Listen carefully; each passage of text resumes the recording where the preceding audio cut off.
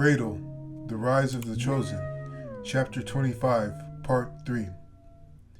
Ja Ed, here we are, Ja said, and walked up the slight step and opened the green framed door. Inside there was water running down the stairs in a light stream. The wall on the right on the staircase had a vein-like crack running down from the top step above the current flight, down to the ground floor's landing. A woman was huddled and hugging her knees on top of the second floor landing and rocking back and forth, seemingly gone from reason. Josh stopped and stood above her. Hindi, Kalim, Otto. Child, just breathe and go outside, Josh said calmly. The woman stopped rocking and wiped under her brown eyes and looked up at Josh. Takuma could see his warm smile, and she nodded and stood up and walked down the stairs and out of the building. Takuma took the rest of the steps up and met Josh on the landing. He sniffed the air and looked up the square cavern where the stairwell wrapped away around the corner. Kitty, make look cool. Good. No one died, Josh said. They walked up the next flight of stairs, and at the landing, Takuma saw a streak of bright red blood on the ground, and he smelled raw sewage.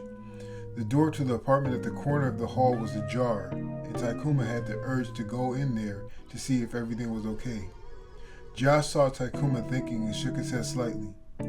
Bienvenida. No one in there, Josh said.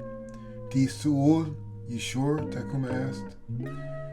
Rolik. Really, bro? Josh asked and pursed his lips.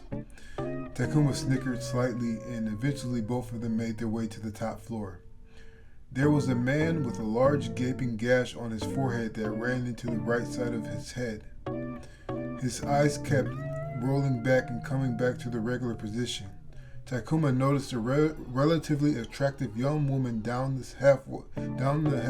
hallway a few meters wearing a red scarf over her curly brown hair and staring at the man hatefully. Josh pointed at the man, indicating that is who Takuma should try to heal. The woman tensed up and shouted, Fijuami, Kalit, Nieto, don't you dare, he's a thief.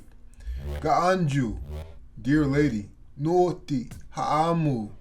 Why are you so angry? Josh asked and kneeled in front of her and took his hood down to his shoulders. Takuma was still waiting to see if he should heal the man, and Josh looked back at him and motioned him to carry on. So Takuma spun up his Itoriyama and focused on the head wound. He placed his hand on the man's sopping wet black curls and then felt life flowing into the man. Takuma closed his eyes and tried to see the life of the man, but the man was a little dark inside, almost fading away by the moment. Takuma infused some light into the man's head, and then the body flashed with a bright response and a regular spiritual pulse came back. Takuma lost focus for a moment. Ju'ukil, golki, il bi'ini. He's been stealing baby milk and selling it, the young woman said to Josh. Takuma took his hand from the man's head because out of fear he didn't want to touch spirits with someone who would do such a thing. Hi'ul, nama, da'ani. Don't you stop.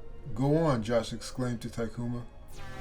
Takuma sighed and looked out at rising smoke from the hallway window into the alley and then put his hand back on the man's head.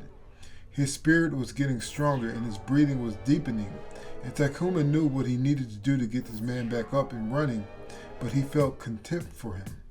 Takuma opened his eyes again and saw the woman was nearly wrapped in Josh's white cloak as the sun embraced her.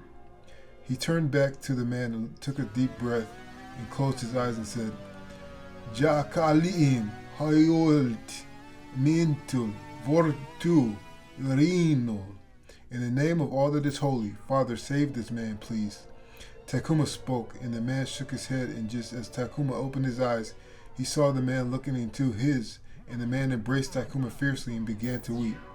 Bientua, Bientua, Bientua, Kinjit, bless you, and my brother in spirit, the man cried.